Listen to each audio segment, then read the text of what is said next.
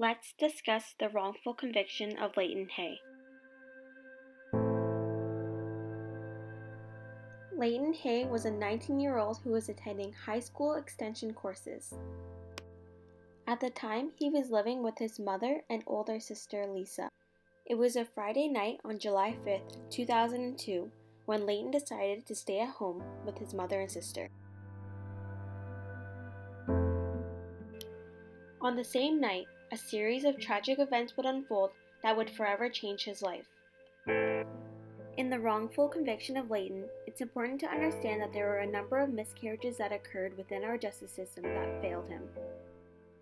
First, let's unfold the events that occurred that led up to the crime that Leighton would later be accused of.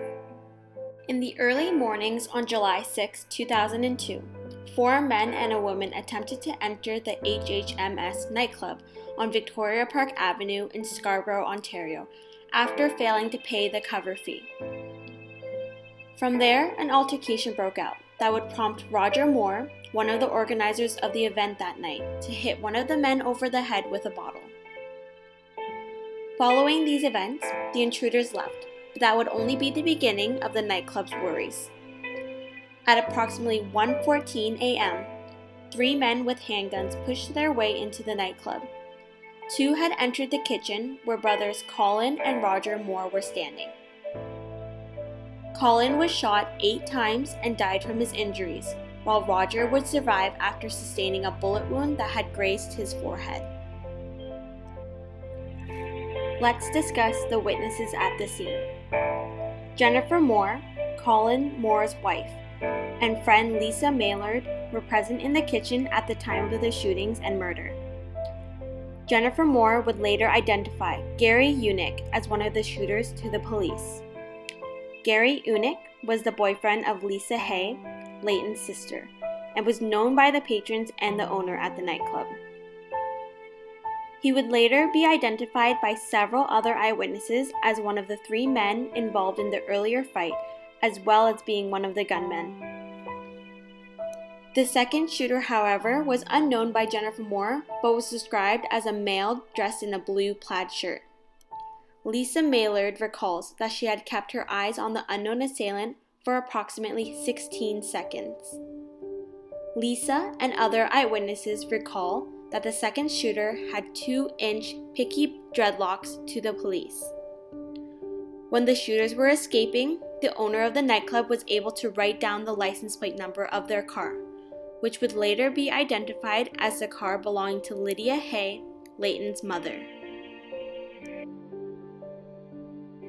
Now, let's move on to the evidence. The police immediately put the Hay home under surveillance, and around noon on July 6, 2002, they arrested Gary Unick and Leighton. The police, however, had a problem. At the time of the arrest, Leighton did not have 2-inch picky dreadlocks, and when questioned by the police, Leighton had stated that his hair had been cropped short for the past 18 months. When police were searching the Hay home, they found short hairs wrapped in a newspaper in the garbage can in the bathroom that was adjacent to Leighton's bedroom. They had also reported hairs in an electric razor on the table next to Leighton's bed, to which Leighton advised the police he had shaved his face 2 days prior. The police then corroborated a story that convinced them that Leighton must have returned home after the shooting and murder to shave his head in order to disguise his appearance, even though no long hairs were ever found. With this information, police were convinced Leighton had flushed those hairs down the toilet. Leighton's case would then go to trial. The case against Leighton Hay at trial rested on the eyewitness evidence of Lisa Maillard, whom the police had shown a photo lineup which included him. She pointed at his photo, saying that he looked more like the second gunman than the other 11 photos that were provided, giving an 80% estimate of her own accuracy. Lisa Maillard was shown a second lineup 3 weeks later, but did not select Leighton's photo. At court at the preliminary hearing, she identified Gary Unick as the second gunman. At his trial, the Crown told the jury that the residue found in the electric razor and the newspaper was what was left after Leighton cut his dreadlocks and flushed the longer hairs down the toilet. The jury convicted both Leighton and Gary Unick of first-degree murder. On May 12, 2009, the Ontario Court of Appeal dismissed Leighton's appeal. The court laid particular emphasis on the supposed haircut, which tipped the scales in support of the jury's verdict. After Leighton lost his appeal, the Association in Defense of the Wrongly Convicted, AIDWIC, now known as Innocence Canada, adopted his case as one of the likely innocents. The lawyers of the Innocence Project decided to seek scientific testings of the hairs found in the Hay home to see whether they were really facial or beard hairs. Mr. Tony Tesarolo, the director of the Center of Forensic Sciences, agreed to have the center conduct a forensic examination of the hairs to determine their bodily origins. The Crown opposed this testing and refused to release the hairs to the center for examination. As a result, Innocence Canada asked the Supreme Court of Canada for an order that the exhibits be released to the center. On November 18, 2010, the Supreme Court of Canada made this order, and the examination was conducted by center scientist Joanne Almer and an outside expert retained by the defense. Microscopic examination showed that the hairs were facial hairs and not head hairs. The prosecution's theory that Leighton had shaved his head to disguise his appearance was therefore unsustainable. Leighton could not have been the gunman with the 2-inch picky dreads that eyewitnesses had claimed. Leighton's case went all the way to the Supreme Court of Canada, and on November 8, 2013, in a lengthy judgment, the Supreme Court of Canada admitted the new scientific evidence, quashing Leighton's conviction and ordering a new trial on the charge of first-degree murder. In the judgment provided by Mr. Justice Rothstein, he states, "Given the significance of the haircut to the Crown's case, Mr. Hayes' fresh evidence indicating that the hair clippings did not come from the scalp shave should reasonably be expected to have affected the results." Following the Supreme Court decision, the Crown continued to act as if it intended to proceed with the new trial. This was an extremely painful and stressful time for Leighton and his family. Now onto the aftermath. After years of fighting for his innocence, on November 28, 2014, the Crown finally withdrew the first-degree murder charge against Leighton. For the first time in 12 and a half years, he was finally a free man. Leighton walked out into the sunlight and was reunited with his father and sister.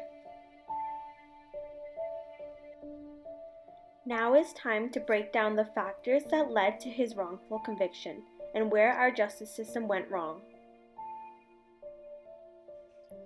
Let's begin with eyewitness testimonies. They are fairly used within our legal system, but the reliability of these pieces of evidence have been called into question. As we know, the friend of the deceased, Lisa Maillard, provided the courts with her eyewitness testimony and had also completed a police lineup of photos that included one of Leighton Hay. Eyewitness misidentification occurs when a victim or spectator mistakenly identifies an individual as the culprit of a crime in question. These testimonies are then seen as reliable, even without the presence of circumstantial evidence. Juries are then obligated to assume that the witness who is under oath is free of judicial error, and therefore, their testimonies and evidence presented are seen as factual. Let's move on to community pressure and how that can lead to tunnel vision. It is often the case that public pressure arises to convict in sensational cases, especially when it involves murder. A number of wrongful convictions are a result of tension between the public and police, creating pressure to find and convict a suspect. It is also in the case that when there are violent and gruesome facts in the case, it induces moral panic and media coverage within society. In Leighton's case, all fingers are pointed in his direction, and therefore police were able to corroborate a story in order to fit their perspective, in order to achieve a conviction. Prosecutorial misconduct was also present in the case of Leighton Hay, as the hair was never found initially analyzed in order to determine whether the hairs came from the head or face. The Crown was able to manipulate the actual evidence and twist it in their favor regardless of its accuracy. During the second trial brought on by the Innocence Project, the prosecution refused to release the hair for forensic analysis, suppressing the hair samples that would eventually be the piece of evidence needed to make Leighton a free man. Lastly, it is evident that systemic inequality was present in the case of Leighton Hay. Embedded within the Canadian criminal justice system are systemic social inequalities and blatant discrimination that targets and manipulates individuals who are of minority.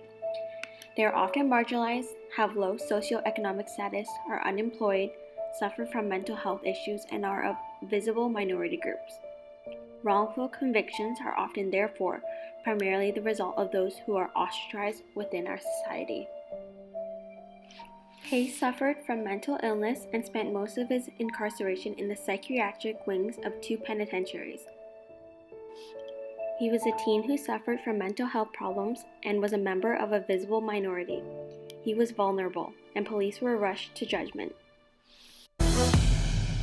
So nice to see Leighton free. It's a cold day, but doesn't matter. Doesn't matter how cold it is. It's a great day for him and for us. I mean, we're so happy to see him free. Not your first one, but does it get any better than this? Does it get any better than this? It doesn't get any better than this, you know. I mean, Leighton is such a vulnerable member of our society. You know, he's a member of a visible minority. He's mentally, not 1,000%, and he's an easy victim for a justice system, and that's what he was for a long time. When you became aware that there could be forensic testing on these hair samples to determine where this hair came from,